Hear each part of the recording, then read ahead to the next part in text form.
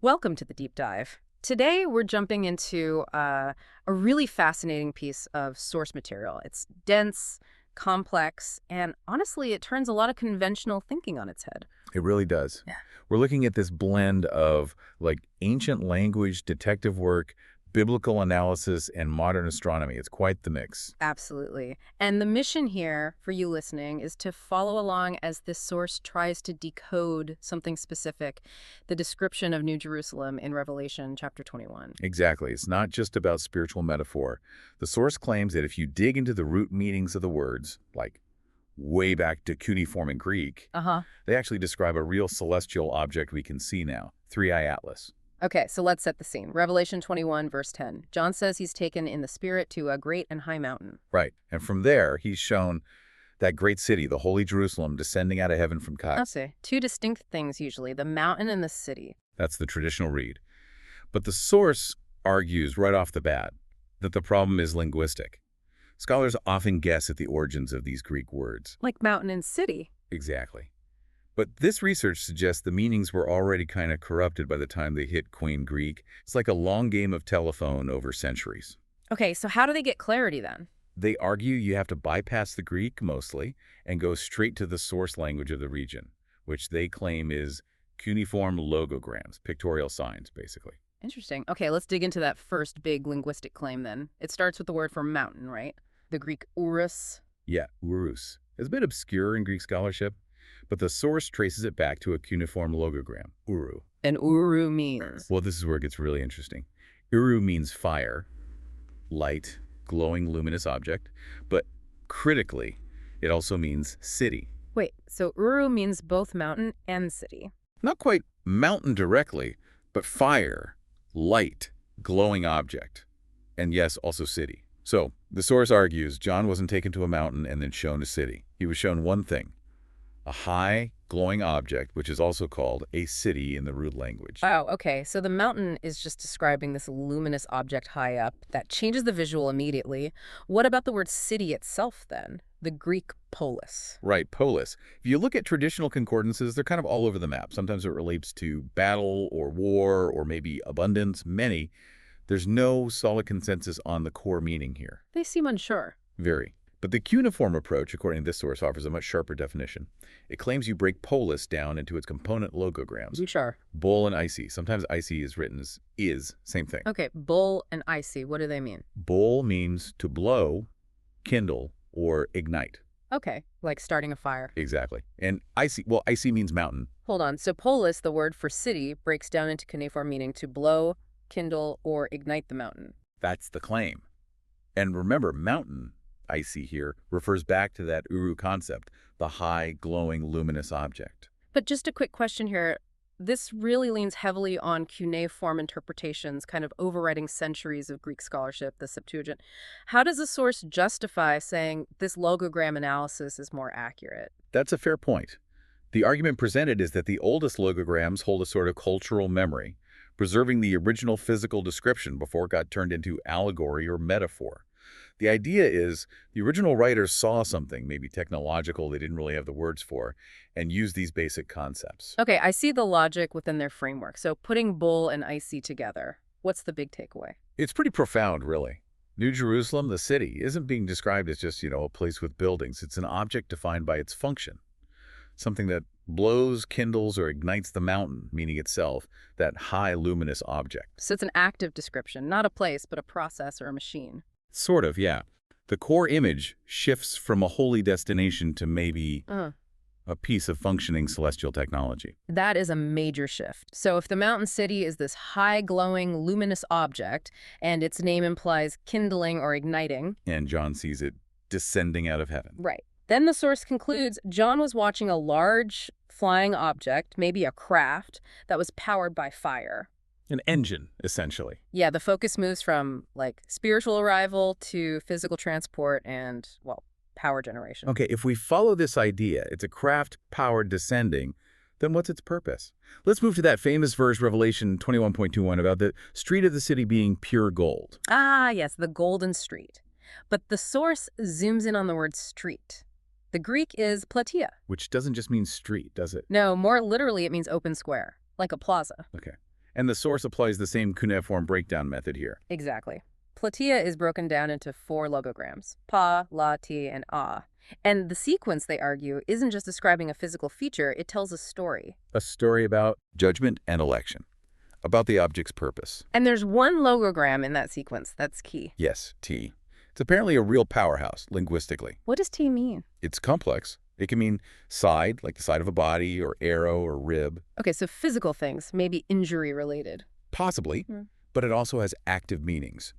To approach, meet, and significantly, to attack and assault. Wow. That sounds like, well, conflict, injury, and attack? It does, but wait, it gets even deeper. The source argues that T is interchangeable with another logogram, pill. Okay. And till is a form of C12. This is where the layers really build up. C12 means to complete, but also to tear out weeds, like judgment, purification. Tearing out weeds, completion.attack.side.arrow. This is a lot packed into one part of the word for open square. It is. But here's the connection that the source highlights as massive. This logogram, C12, is the exact same cuneiform logogram used for the Greek word semeion. Semeion, meaning sign. Yes, as in the sign of the Son of Man from Matthew 24:13. Okay, hang on. So by tracing the word for street or open square, platea, back through cuneiform, particularly that tetos 12 connection, the source is claiming it unlocks a kind of hidden mission statement for this entire object, linking it directly to the sign of the Son of Man. That's precisely the argument. It's embedded in the description of its structure. Okay, let's try and piece together that whole meaning then. What is the full message supposedly conveyed by pa, la, te, a, the logograms for platia? Okay, synthesized, it suggests this object, New Jerusalem, is itself the sign. Semeion VSA 12. Its appearance means the Son of Man, who the author identifies through other analysis as Isu, or the bearded vulture, or wormwood, will reveal himself. Reveal himself, and then? His mission, encoded right there in the open square, is to choose out his elect, to capture them, bring them to this object, New Jerusalem. So redemption for some. Yes. But then there's the T part, to attack and assault. He will then use this platform to attack those who assaulted him. The source specifically links this back to the side, arrow, dart, meanings in T, referencing perhaps the piercing of his side or the stealing of his soul, as the text frames it. That is incredibly specific and quite militant. A message of rescue for the chosen and violent retribution for enemies, all supposedly embedded in the word for a street or open square. It's definitely a consequential reading, yeah. So now we absolutely have to connect this back to the actual object, 3i Atlas. How do these linguistic definitions, the sign, the engine, this dual-purpose map, onto what astronomers observe? Okay, let's start with semeion, the sign. Tracing that back to its root logogram, C, reveals physical attributes in its meaning. Like what? Silver, metal, pale, green, and yellow. Silver, metal, pale, green, yellow. Hang on, that sounds familiar. Isn't that related to the 4 horsemen in Revelation 6? Exactly. The source makes that direct connection. Remember the horses, white, red, black, and the fourth is often translated green or pale, chloros in Greek. White, red, black, green, pale. Okay. How does 3i Atlas fit? This is where the astronomical observations become really crucial. Astrophysicists tracking 3i Atlas reported a pretty dramatic sequence of color changes. Oh, really? What did they see? It was first seen as predominantly white, then it shifted to green. After that, it appeared black for a time, and then it turned red. White, green, black, red. That sequence almost perfectly matches the horseman colors, just maybe reordered slightly depending on interpretation. It's remarkably close. And there's more. Spectroscopic analysis shows 3i Atlas is rich in nickel. Nickel, which fits the silver or metal definition from the C logogram for sign. Precisely. The color progression and the metallic composition seem to align incredibly well with the root meaning of semeion. Okay, that's the sign aspect. What about the structure? You mentioned the platea, the open square. Does 3i Atlas look like it has open squares? Well, you'd need to imagine the photos, the source references, but yes. It points to images of 3i Atlas showing distinct geometric features on its surface that look very much like incomplete squares or open squares, just like the literal meaning of platea. Incomplete or open squares. And the verse says the platea was pure gold. Is there gold near these squares? The images apparently show material that looks like gold right near these square-like structures. But the text says the street was pure gold, as it were transparent glass. That sounds contradictory. How does the source handle the transparency? That phrase, as it were, is key, they argue. In Greek, it's hos. Okay. When hos is traced back to its claimed cuneiform root, kus, it means to separate, but it also means channel. Channel, like a Yeah, conduit or a pathway. exactly. So the interpretation is this transparent element, the glass, isn't the gold itself. It's something separating the gold from the open square, maybe acting as a kind of invisible structure or channel between them. Transparent glass could just be how John describes something clear that was channeling or separating. That's subtle, but it fits the linguistic argument. It provides a reason for the transparent glass reference alongside the golden squares. What about the rest of the object? The Wall of New Jerusalem. Right, the wall. It's described as jasper. Now, jasper isn't just one color. It's defined by a whole range. Red, yellow, brown, green, even blue What a sometimes. multicolored stone. Yes, and the foundations are listed with all sorts of other colored gems. Sapphire, emerald, amethyst, you name it. The point the source makes is that photos of 3-Eye Atlas show this incredible mix of deep, complex colors across its surface. Pretty much all the colors associated with jasper and the foundation stones are apparently visible. So the overall appearance matches this jeweled description. That's the argument. It looks cloaked in these varied rich colors. And the power source. We talked about the engine idea from the cuneiform for city. Revelation 21.23 says the city has no need of the sun, neither of the moon, for the glory of God did lighten it. And this is another major point of convergence. Astronomers have confirmed independently that 3-Eye Atlas generates its own powerful light source. It's not just reflecting sunlight. No, it's emitting its own light, which perfectly reinforces that earlier linguistic finding, right? The city polis derived from bol and ac, to blow, kindle, or ignite the mountain luminous object. An object with its own engine, its own power source, its own light. It fits. Okay, let's just take a breath here and pull this all together. It's a lot to process. We followed this source, tracing three key Greek words from Revelation 21 back to supposed cuneiform roots. Right.